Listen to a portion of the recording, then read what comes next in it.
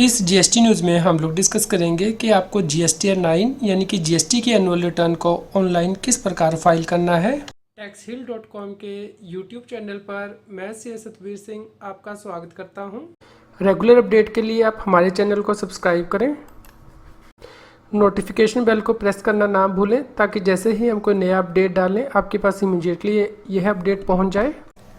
GST के annual return यानी कि जीएसटी 9 को किसे फाइल करना है। जीएसटी के एनुअल रिटर्न को हर रजिस्टर्ड व्यक्ति को फाइल करना है जिसने कि नॉर्मल टैक्स पेयर के तौर पर रजिस्ट्रेशन ली है। एससीजेड यूनिट और एससीजेड डेवलपर को भी रिटर्न फाइल करनी है।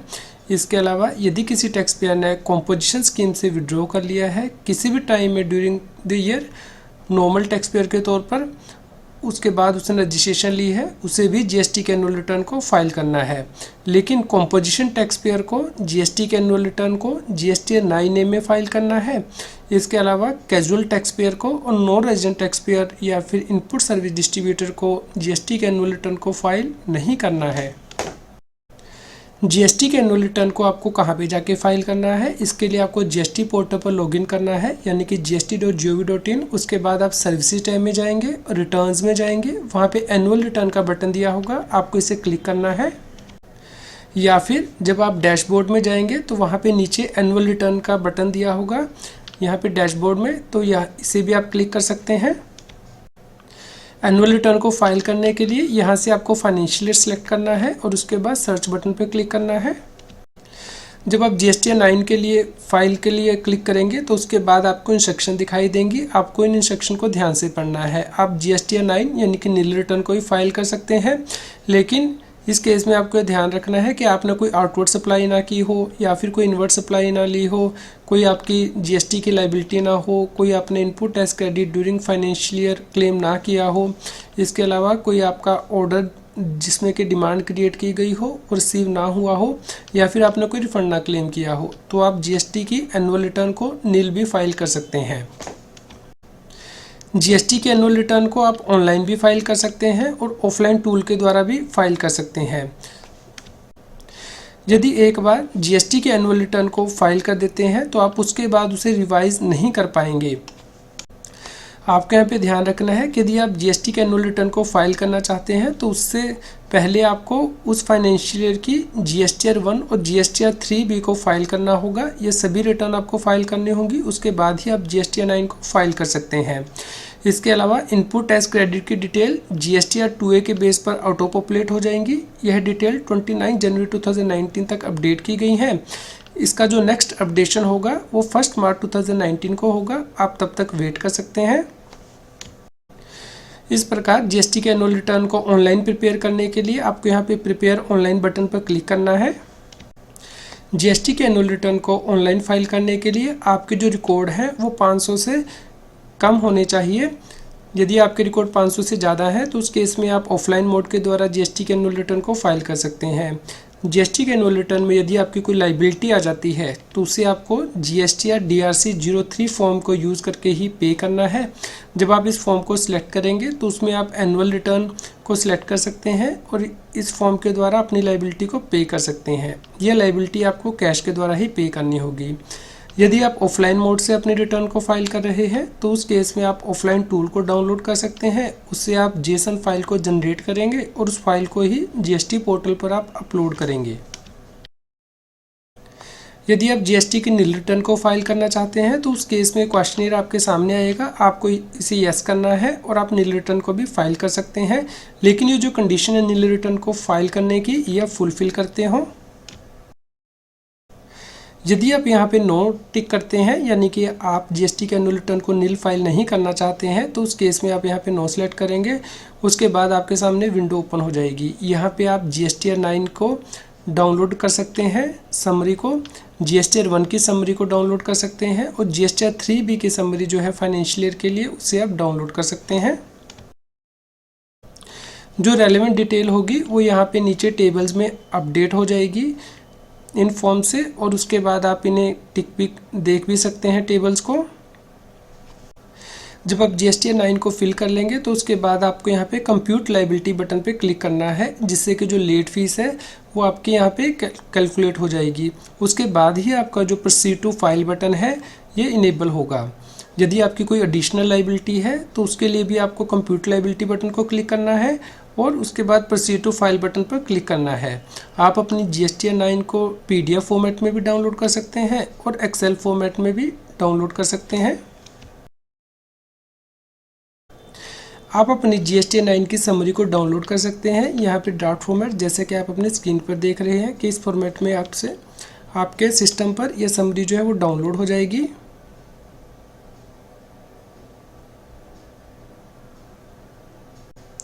यदि आप GSTN 1 की समरी को डाउनलोड करते हैं तो उस केस में जो PDF आपके सिस्टम पे डाउनलोड होगा उसे आप अपनी स्क्रीन पर चेक कर सकते हैं।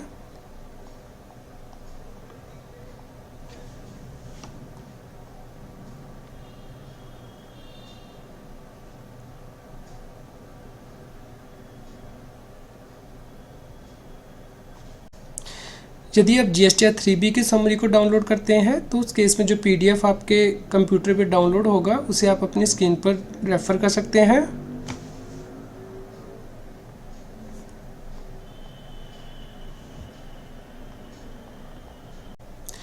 टाइल्स में डिटेल किस प्रकार ऐड करनी है, जैसे कि ये टाइल है advances inward and outward supply made during financial year, जिसपे कि आपको GST पेबल आता है, वो आपको डिटेल यहाँ पे एंटर करनी है।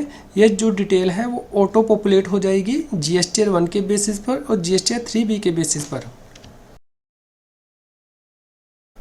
इस प्रकार जब आप इस टाइल को ओपन करेंगे advances inward and outward supply की डिटेल, तो ये जो फॉर्मेट है वो आपके सामने इस प्रकार फील्ड आएगा।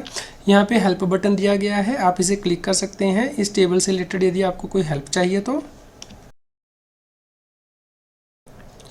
इसके अलावा आपको यहाँ पे ध्यान रखना है कि यदि जो वैल्यूज़ हैं उनमें वेरिएशन प्लस या फिर -20% आती है तो उस केस में जो सेल हैं वो रेड कलर में हाईलाइट हो जाएंगे।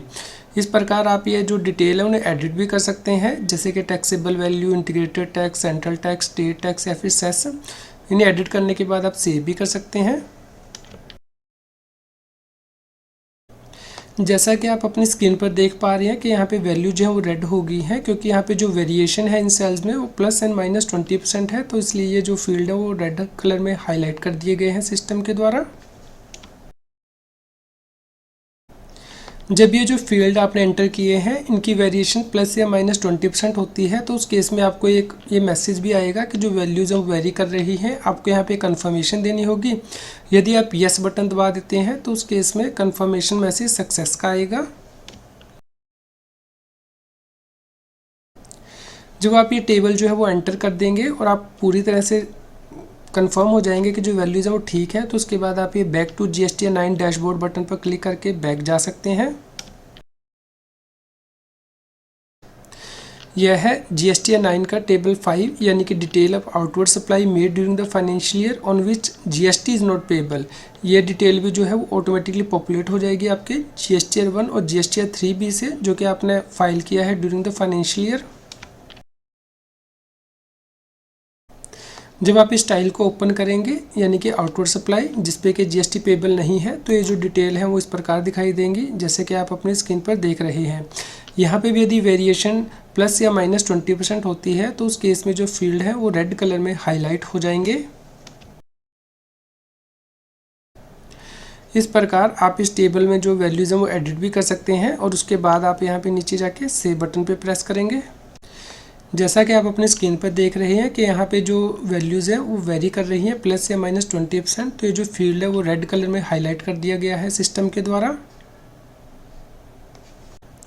इस प्रकार आपसे कंफर्मेशन मैसेज जो है वो कंप्यूटर मांगेगा कि क्या आप इन रेड वैल्यू से के साथ प्रोसीड करना चाहते हैं। आपको यस पे बटन दबाना है, यस बटन दबाना है और उसके बाद आप ओके कर देंगे।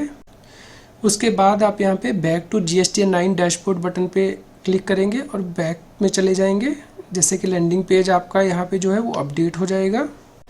GSTN 9 की जो अगली टैब है वो है इनपुट एज क्रेडिट, जो आपने during the financial year avail किया है। यह डिटेल भी GSTN 3B के बेसिस पे यहाँ पे ऑटो पॉपुलेट हो जाएगी। यह जो टेबल है इनपुट एज क्रेडिट का जो आपने अवेल किया है ड्यूरिंग द फाइनेंशियल ईयर, उसकी डिटेल किस प्रकार दिखेगी जैसे कि आप अपने स्क्रीन पर देख रहे हैं। यहाँ पे भी यदि प्लस या -20% की वेरिएशन है जो आपने अपनी रिटर्न में दिखाई है, तो यहाँ पे भी जो कॉलम्स हैं वो रेड कलर में हाईलाइट हो जाएंगे।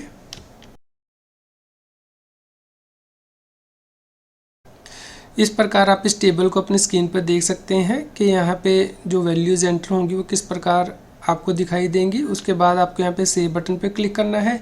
यदि यहाँ पे रेड वैल्यूज़ हाईलाइट होती हैं तो उस केस में आपको जो मैसेज है वो दिखाई देगा, उसे आपको ओके करना है। उसके बाद GSTN 9 का अगला टेबल है कि जो इनपुट टैक्स क्रेडिट रिवर्स किया गया है या फिर इनएलिजिबल है, उसकी डिटेल आपको इस टेबल में भरनी है। जो इनपुट टैक्स क्रेडिट रिवर्सल का टेबल है या फिर इनएलिजिबल इनपुट टैक्स क्रेडिट का टेबल है, उसे आप अपनी स्क्रीन पर रेफर कर सकते हैं। यदि यहाँ पे आप किसी और इनपुट टैक्स क्रेडिट को भी रिवर्स करना चाहते हैं, कोई और रीज़न है, तो यहाँ पे स्पेसिफाई कर सकते हैं और यहाँ पे ऐड रो का बटन दिया गया है, आप यहाँ पे जाके रोज़ को ऐड कर सकते हैं। उसके बाद आप सेव करेंगे।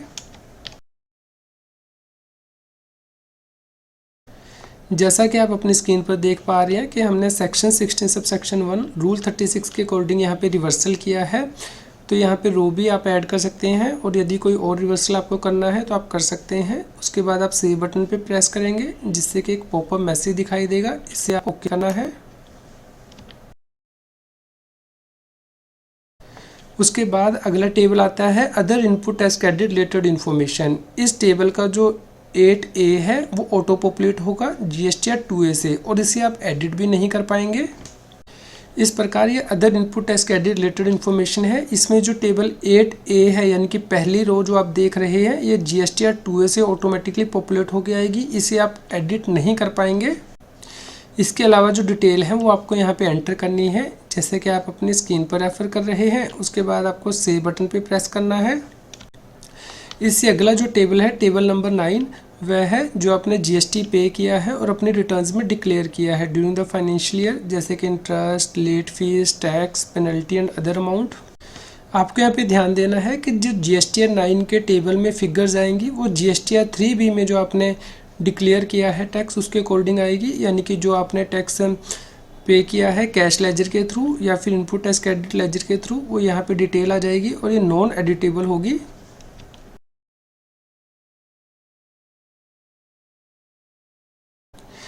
लेकिन बाकी डिटेल आप यहाँ पे जैसे कि टैक्स पेबल की है वो आप यहाँ पे एंटर कर पाएंगे। इसी प्रकार interest, late fees, penalty, others आप एंटर करके सेव बटन पे प्रेस करेंगे, जिसके बाद के सक्सेस मैसेज जो है वो डिस्प्ले हो जाएगा कि जो फाइल है वो सेव हो चुकी है।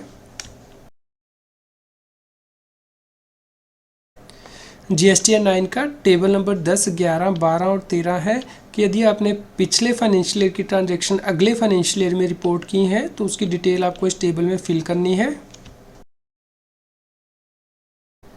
यह जो टेबल 10, 11, 12 और 13 है उसकी डिटेल यहाँ पे जो आपको फिल करनी है उसे आप अपनी स्क्रीन पर रेफर कर सकते हैं।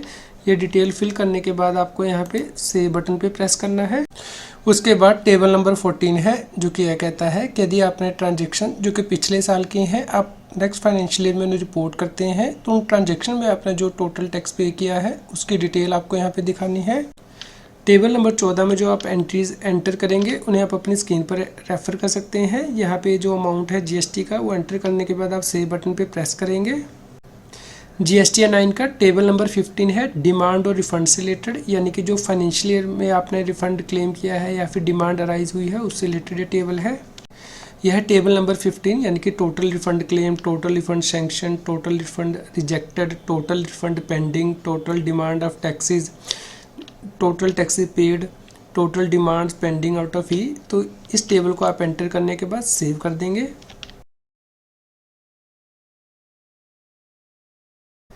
यह है फिल किया हुआ टेबल नंबर 15 यानी कि डिमांड एंड रिफंड से रिलेटेड टेबल। इससे अगला जो टेबल है वो है जो सप्लाई आपने कॉम्पोजिशन टैक्स पेयर से ली है या फिर डीम्ड सप्लाई या फिर जो वर्कर के द्वारा जो की गई हैं या फिर जो गुड्स अप्रूवल बेसिस पर भेजी गई हैं उनकी डिटेल आपको यहाँ पे एंटर करनी है। टेबल नंबर 16 में आपको जो डिटेल एंटर करनी है उसे आप अपनी स्क्रीन पर रेफर कर सकते हैं। ये डिटेल आप एंटर करने के बाद सेव बटन पर प्रेस करेंगे। उसके बाद टेबल नंबर 17 है, यानी कि HSN वाइज आउटवर्ड सप्लाई की समरी आपको इस टेबल में एंटर करनी है। यह है टेबल नंबर 17। यहाँ पे आप गुड्स के केस में HSN कोड एंटर करेंगे और सर्विसेज के केस में भी आपको यहाँ पे कोड जो है वो सिलेक्ट करने हैं और एंटर करने हैं। और उसके बाद आपको यूनिट जो है वो एंटर करनी है, टोटल क्वांटिटी एंटर करनी है, taxable value, rate of tax, central tax, state tax की वैल्यूज़ एंटर करनी होंगी।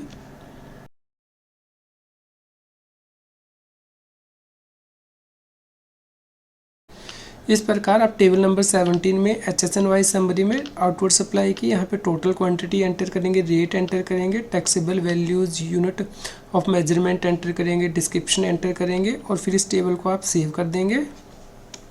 यदि आप ऐड करना चाहते हैं तो यहाँ पे ऐड बटन भी दिया गया है। यदि आप HSN वाइज समरी को एडिट करना चाहते हैं तो यहाँ पे एडिट बटन दिया गया है। उसके बाद यदि आप डिलीट भी करना चाहते हैं तो डिलीट बटन को प्रेस कर सकते हैं।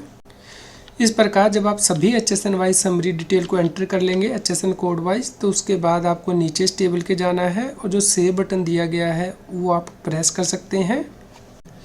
टेबल नंबर 18 है HSN wise summary of invert supplies. यहाँ पे आपने जो इनवर्ट सप्लाई ली है ड्यूरिंग द फाइनेंशियल ईयर उसकी डिटेल आपको इस टेबल में एंटर करनी है।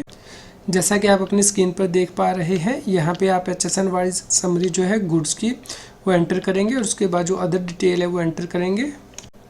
यह है HSN wise summary inward supply की जो कि एंटर की गई है। यदि आप और रो को एंटर करना चाहते हैं तो यहाँ पे ऐड बटन दिया गया है। यदि आप HSN वाइज समरी जो है इनवर्ट सप्लाई की उसे एडिट करना चाहते हैं तो यहाँ पे एडिट बटन दिया गया है और डिलीट बटन भी दिया गया है, जिसके बाद के आप उसे सेव कर देंगे।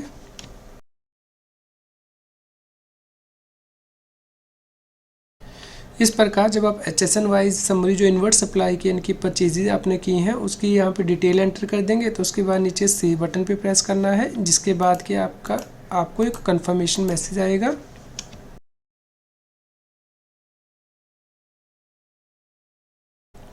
इस प्रकार जब आप सभी डिटेल को एंटर कर देंगे तो उसके बाद आप GSTN 9 के सबसे नीचे जाएंगे, वहाँ पे आप प्रीव्यू कर सकते हैं GSTN 9 को। यहाँ पे PDF फॉर्मेट में भी और एक्सेल फॉर्मेट में भी आप इसे डाउनलोड कर सकते हैं। जैसा कि आप अपनी स्क्रीन पर देख पा रहे हैं कि GSTN 9 का जो PDF फॉर्मेट है उसमें आपको ये जो डिटेल है वो डिस्प्ले हो जाएगी।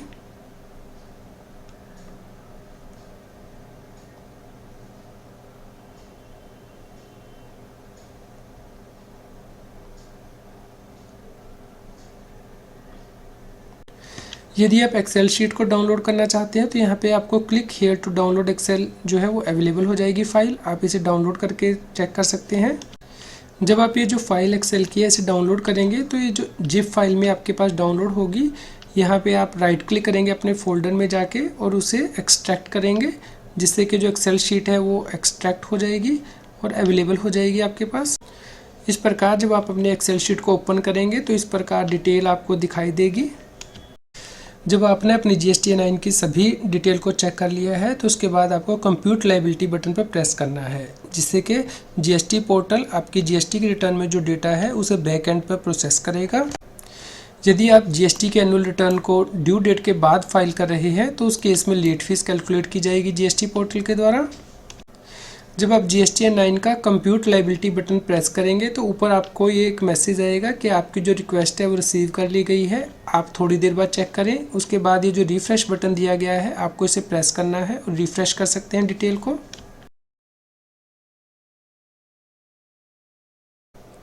जब आप रिफ्रेश बटन प्रेस कर देंगे तो उसके बाद यहाँ पे आपको मैसेज आएगा रेडी टू फाइल, यानी कि अब आपकी GST की रिटर्न फाइल करने के लिए बिल्कुल तैयार है, जिससे कि जो नीचे बटन दिया गया है प्रोसीड टू फाइल वो इनेबल हो जाएगा और आप अपनी GSTN 9 की जो रिटर्न है उसे फाइल कर पाएंगे। या proceed to file button enable हो गया है।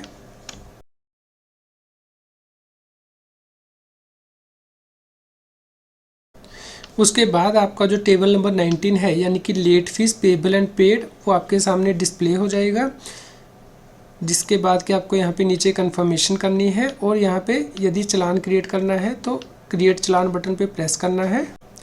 इसके साथ ही आप यहाँ पे देख सकते हैं कि जो इलेक्ट्रॉनिक कैश लेजर में है वो बैलेंस भी आपको यहाँ पे दिखाई देगा, यानी कि जिस दिन आप ये GST की रिटर्न को फाइल करें एनुअल रिटर्न को, उस दिन आपके कैश लेजर में कितना बैलेंस पड़ा हुआ है वो आपको यहाँ पे ऊपर डिस्प्ले हो जाएगा। यदि आपके जो कैश लेजर में बैलेंस है वो कम है लाइबिलिटी को पे करने के लिए, तो उस केस में आपको एडिशनल कैश की ज़रूरत होगी। उसके लिए आप चालान क्रिएट कर सकते हैं। इस प्रकार आपका जो चालान है वो क्रिएट कर दिया जाएगा जीएसटी पोर्टल के द्वारा। यहाँ पे आप मोड ऑफ पेमेंट सेलेक्ट कर सकते हैं, ई पेमेंट, एनईएफटी, आरटीजीएस, और इस चालान को पे कर सकते हैं। दूसरा सिनेरियो ये हो सकता है कि आपके इलेक्ट्रॉनिक कैश लेजर में सफिशिएंट बैलेंस है, उस केस में आपको एडिशनल कैश की रिक्वायरमेंट नहीं है। उस केस में आप अपनी रिटर्न को प्रीव्यू कर सकते हैं GST-9 को और फाइल कर सकते हैं। इस प्रकार आप अपनी GST-9 को जो है वो प्रीव्यू कर सकते हैं PDF फॉर्मेट में। यहाँ पे जो टेबल है नीचे पेबल एंड पेड वो भी आ जाएगा GST-9 में, जैसा कि आप अपनी स्क्रीन पर देख रहे हैं यहाँ पे।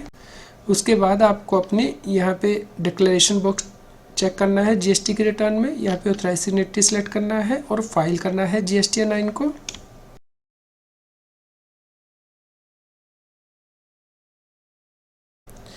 उसके बाद आपको ये वार्निंग मैसेज दिखाई देगा कि आप अपनी GST की लाइबिलिटी को ऑफसेट करने जा रहे हैं। आपको यहाँ पे यस प्रेस करना है। उसके बाद आप अपनी GST-9 को डिजिटल सिग्नेचर सर्टिफिकेट के साथ भी वेरीफाई कर सकते हैं या फिर इलेक्ट्रॉनिक वेरिफिकेशन कोड के साथ भी।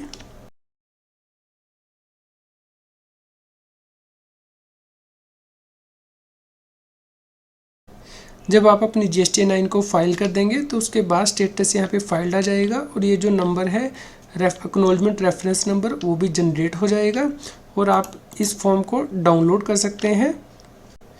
यदि आपके GST के एनुअल रिटर्न को फाइल करते हुए कोई लाइबिलिटी आ गई है तो आप उसे DRC-3 के थ्रू पे कर सकते हैं। उसके लिए यहाँ पे बटन भी दिया होगा, यहाँ पे आपको क्लिक करना है मेक पेमेंट थ्रू DRC-3। यह है DRC-3 का फॉर्मेट, जैसे कि आप अपनी स्क्रीन पर रेफर कर सकते हैं। यहाँ पे आप कोज पेमेंट सेलेक्ट कर सकते हैं, section number, financial year select कर सकते हैं और यहाँ पे जो डिटेल है टैक्स की वो पे कर सकते हैं और इस फॉर्म को फाइल कर सकते हैं। यहाँ पे आपको ध्यान देना है कि यदि आपने GST-3B में अपनी लाइबिलिटी को रिपोर्ट नहीं किया था तो उस केस में आपको उस लाइबिलिटी को GST DRC-03 के थ्रू ही पे करना है।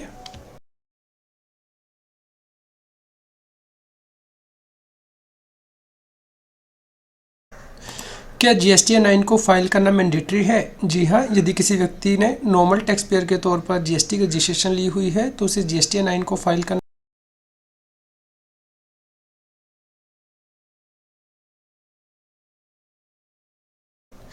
यदि किसी टैक्स पेयर ने part of year composition tax payer के तौर पर रजिस्ट्रेशन ली थी और उसके बाद नॉर्मल टैक्स पेयर के तौर पर रजिस्ट्रेशन ली है तो उसे कौन सी रिटर्न फाइल करनी है, GST-9 या फिर GST-9A? इस केस में आपको दोनों ही रिटर्न फाइल करनी होगी, GST-9B और GST-9A भी रिस्पेक्टिव पीरियड के लिए। मान लीजिए किसी व्यक्ति ने कॉम्पोजिशन स्कीम ली थी 1 जुलाई 2017 से 31 दिसंबर 2017 तक, तो उस पीरियड के लिए उसे GST-9A फाइल करना है और जब उसने कॉम्पोजिशन स्कीम से ऑप्ट आउट कर दिया है यानी कि बाहर आ गया है तो उसके बाद उसे नॉर्मल टैक्स पेयर के तौर पर GST-9 को फाइल करना है 1 जनवरी 2018 से 31 जनवरी 2018 तक के पीरियड के लिए।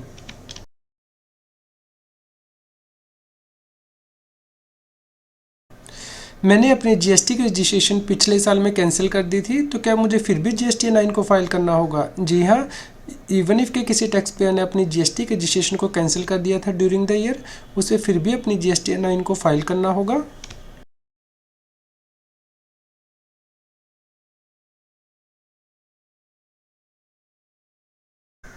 GST-9 को फाइल करने से पहले क्या होना ज़रूरी है? इस केस में टैक्स पेयर के पास एक्टिव GST नंबर होना चाहिए।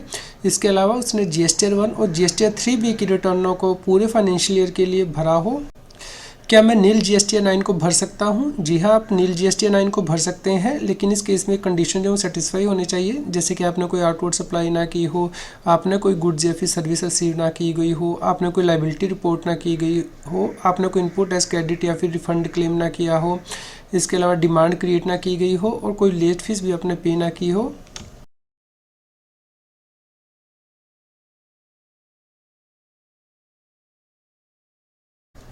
क्या GST-9 को ऑफलाइन टूल के द्वारा फाइल किया जा सकता है? आज की डेट में आप GST-9 को ऑनलाइन मोड से ही फाइल कर सकते हैं, लेकिन आने वाले टाइम में ऑफलाइन टूल उपलब्ध कराया जाएगा। क्या GSTN 9 को एंटिटी लेवल पे फाइल करना है या फिर GSTN वाइज फाइल करना है? GSTN 9 को आपको हर रजिस्ट्रेशन के लिए अलग से फाइल करना है। मान लीजिए किसी टैक्स पेयर की एक से ज़्यादा GSTN नंबर है, तो उस केस में उसे हर GSTN नंबर के लिए अलग से GSTN 9 को फाइल करना होगा।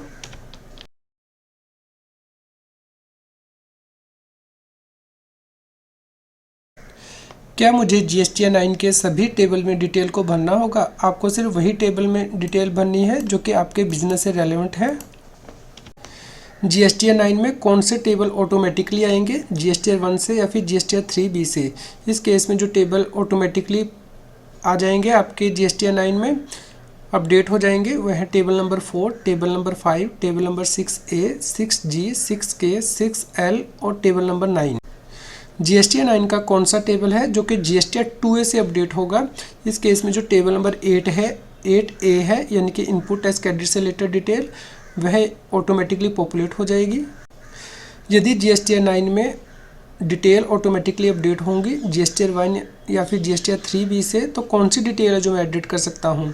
इस केस में आप डिटेल जो है वो एडिट कर पाएंगे, लेकिन कुछ ऐसी डिटेल होंगी जिन्हें कि आप एडिट नहीं कर सकते। जैसे कि टेबल नंबर 6A में इनपुट टैक्स क्रेडिट जो आपने अवेल किया है GSTN 3B में, उसे आप एडिट नहीं कर सकते हैं। इसके अलावा GSTN 2A से जो इनपुट टैक्स क्रेडिट आ रहा है उसे भी एडिट नहीं कर पाएंगे। इसके अलावा जो GST आपने अपनी रिटर्न्स में डिक्लेयर किया है, जो GST पे किया है, उसे भी आप एडिट नहीं कर सकते, लेकिन जो पेबल का कॉलम होगा GST पेबल, उसे आप एडिट कर पाएंगे।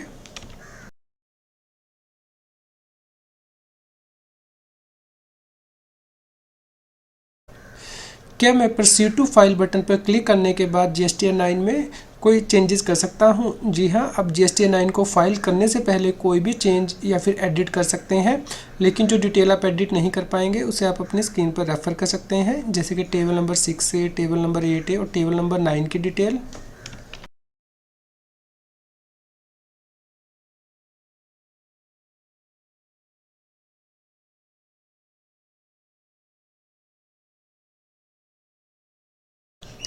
यदि मैं GSTN 9 को ड्यू डेट के बाद भरता हूं तो क्या मुझे कोई लेट फीस भी देनी होगी? जी हां, इस केस में लेट फीस एप्लीकेबल होगी, आपको लेट फीस भरनी होगी। इसके अलावा आपको यहाँ पे ध्यान रखना है कि आप GSTN 9 को बिना लेट फीस को पे किए हुए भर नहीं सकते हैं।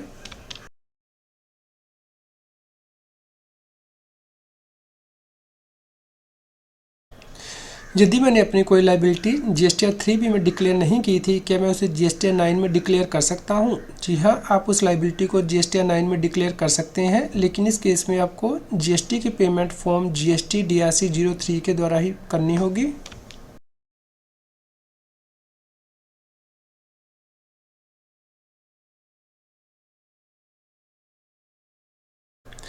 यदि मैंने अपनी GST की रिटर्न में यानी कि GSTN 3B में कोई इनपुट टैक्स क्रेडिट क्लेम नहीं किया था या फिर रिपोर्ट नहीं किया था, क्या मैं उसे GST के एनुअल रिटर्न में रिपोर्ट कर सकता हूं? जी नहीं, आप GSTN 9 के थ्रू कोई भी इनपुट टैक्स क्रेडिट क्लेम नहीं कर सकते हैं।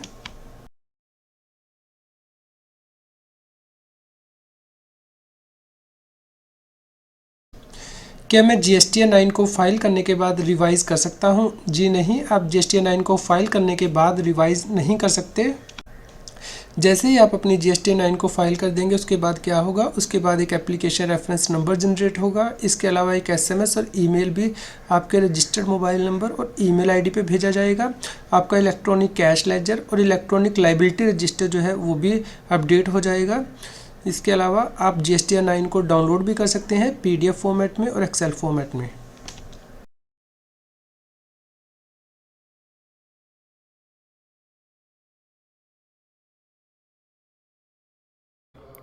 आज की GST की न्यूज़ आपको कैसी लगी, इसके बारे में हमें बताएं। लाइक करें और शेयर करें। जितना अधिक आप लाइक करते हैं और शेयर करते हैं उतनी ही अधिक हमें प्रेरणा मिलती है कि हम और भी अधिक अच्छी GST की न्यूज़ आप तक पहुंचा पाएं।